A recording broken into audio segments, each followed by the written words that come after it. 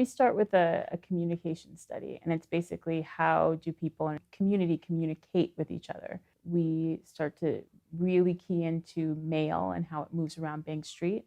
So we meet Hector downstairs in Central Services, who sends the mail in and out. And we also learn that he has many other parts to his job, including making copies, sending faxes, making sure that we have stationery in the college and in the school, making sure that we have different colors of paper and things to copy on, all of those supplies. And after that, we start to think about our neighborhood.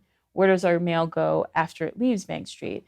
And we meet Miss Jones at the 112th Street Post Office, and she tells us about her job and the mail that comes in and out of there. And we go in small groups, so they really learn about it in a small group setting. And they start to think about how they're going to recreate that in the room. We kind of copied them. Well, not really like copy them, but we tried to make it look like a post office like they had. We added all the post office's ideas that we've seen into it, and we made our own post office that was really different. They're involved in every aspect of it, from the design to the execution of it. They decide whether we need one counter or two. They design original stamps, they make mailboxes, and then decide what kind of sorting bins we need. They decide who's going to do what job or how many jobs we need. And that really is all based on them.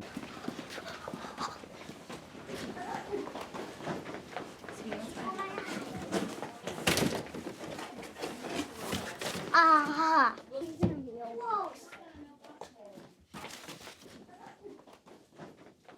There's enough for everybody here. Oh, this one has my stamp on it. What? Can I see? That's my stamp. We saved you a couple for In addition to having their own place in our schedule, literacy, math, and science are also seamlessly integrated into our social studies. In the post office curriculum, children are thinking about how people communicate and how specifically print and numbers are used to determine where mail needs to be delivered. Part of their initial study involves creating a floor plan of the building so that they can collect and deliver mail.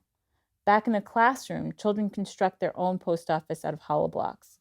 They consider how much space they will need for various work areas and jobs they've learned about.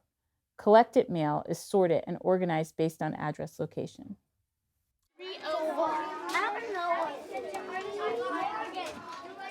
Social studies really is the study of how people in a society live and work together and how they function.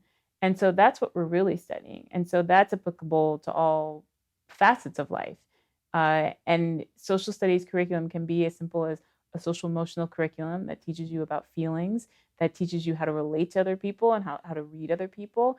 And then it also can be different where you're studying something like long ago and far away. Come on over. Whoa. So here are the gills. That's the heart. Look. So we've got the heart.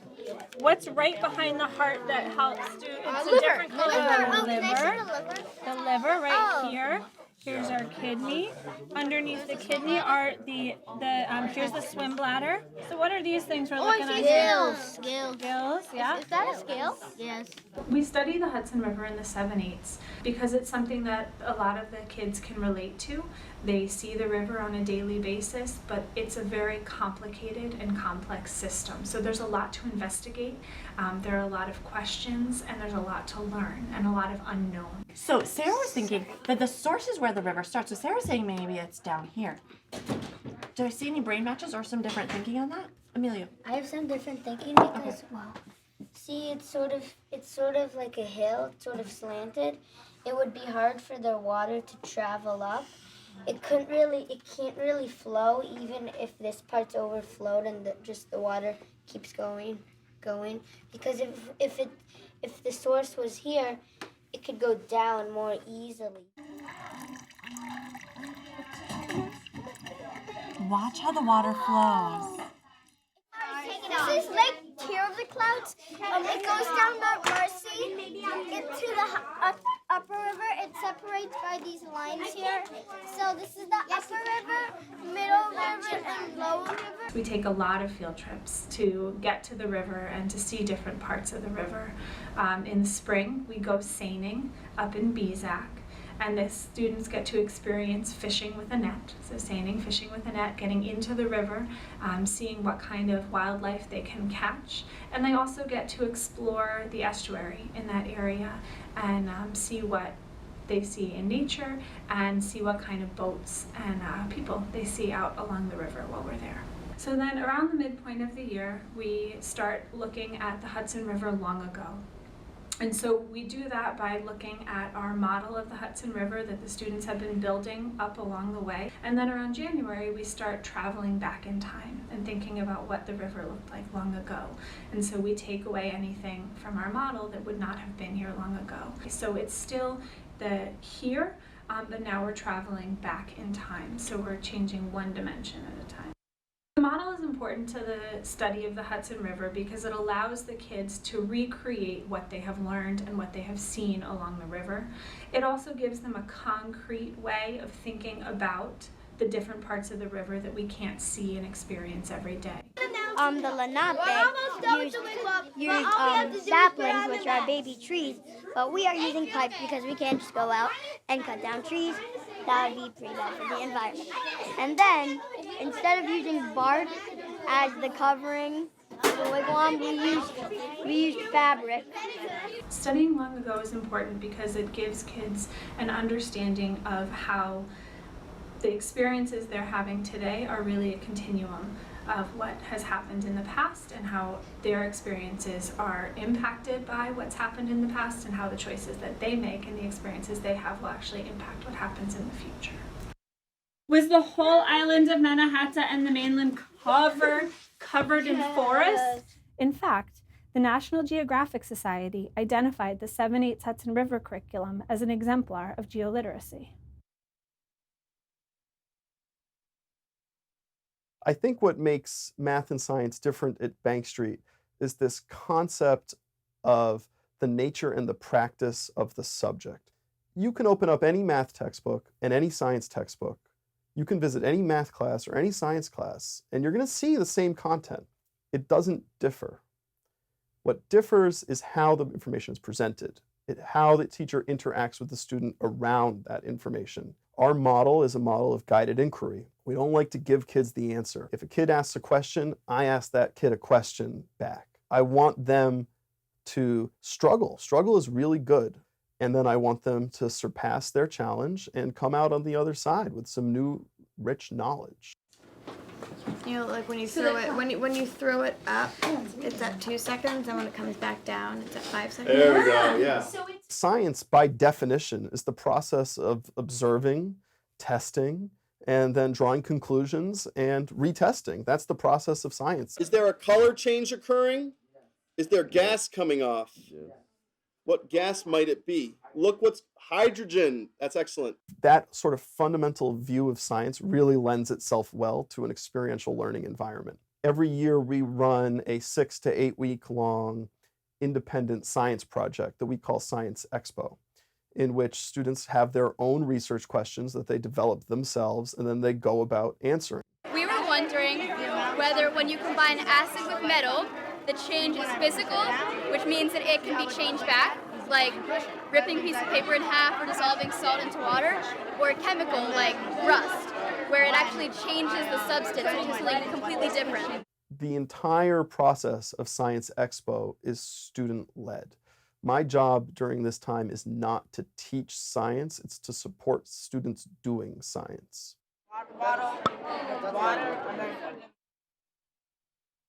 The 8th grade social studies curriculum is American government. So the fall curriculum is a study of the Supreme Court, and that's also done through role play. So the spring study of the legislative branch is mock Congress. My name is Gray Muskowski, and this is my 36th year as a Michigan senator. I plan to use my experience to revitalize the Senate, which was unacceptably lethargic and inefficient during its last incarnation.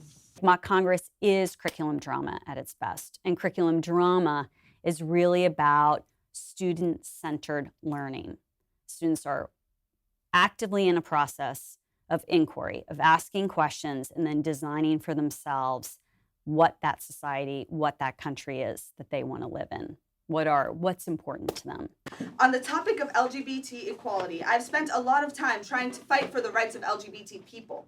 And at the moment, LGBT veterans. Some veterans aren't getting the benefits that others are getting strictly because they are gay, bisexual, or transgender.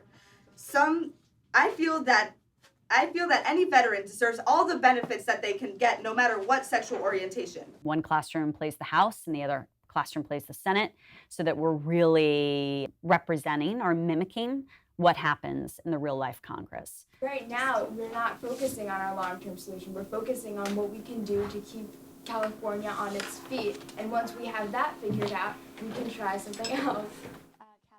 Well, if your climate change exists, then this is going to happen again, isn't it?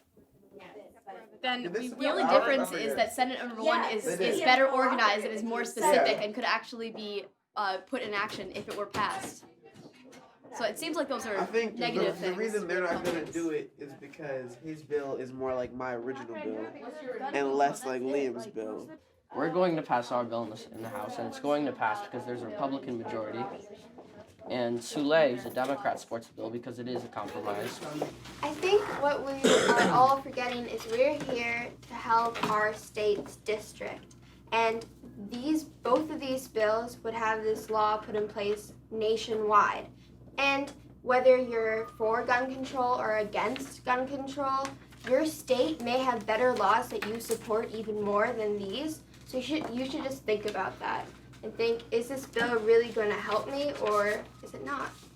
Well, I feel like some people are thinking about not only their districts but the nation, because you don't want your district to be fantastic and then the rest of the nation to be in ruins. So I think that it's more important to think about the impact that it's going to create on the entire United States rather than just your district and your state.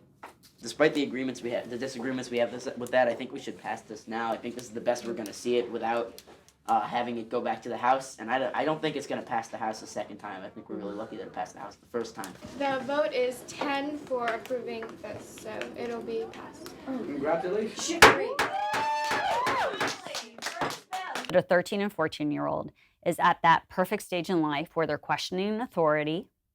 They're trying to figure out who they are, what their identity is. Those questions, right, that burn at the core of every 13, 14-year-old are the questions of what it means to be a democratic nation. Who are we? What do we want to be? And this notion of rebellion, too, questioning authority, questioning things that you don't like. So I love that. I love that spirit. It's like this fiery spirit that they bring in. And if I can harness that, if I can focus that, wow, we can like go to the moon together. You feel like there's more at stake, like instead of just, oh, well, I have to study for this test, I guess. You think, oh, I have to pass this bill. Let me research it more. And because you're so much more engaged, you soak up more information. It's the U.S. Congress only in our school, and the U.S. Congress is one of the most powerful bodies in the world. And it's good to have a tiny bit of that power right here at our school. Evan, did it pass? Yeah, the bill has passed. Yes. Or handshake.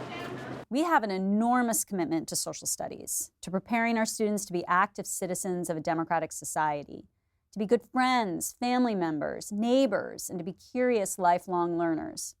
Of course, all that involves more than social studies class.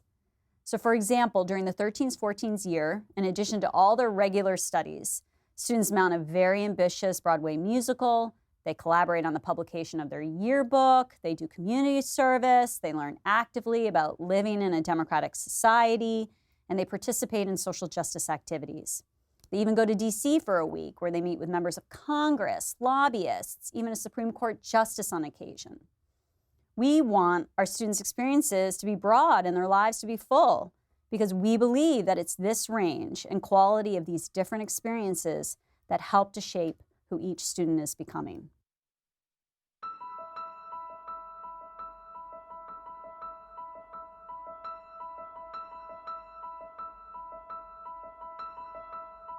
The end result is that these children are young adults who are socially aware. They're conscious of other people. They have a social language and an empathy for others, an understanding of themselves and the world, also an empowerment. That's something we teach from a very young age. They really do feel it's about them and their learning. The kids are at the center of all that we do, and we're all here to work for them and to support them in their growth, socially, emotionally, academically.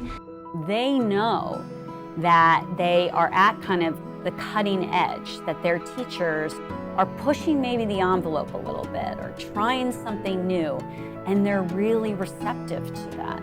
Like, they've grown so much as thinkers, they know themselves as learners, that they're willing to kind of take that risk with you as a teacher. They're saying, yeah, let's go along on that ride. That looks like fun, and I want to try that out.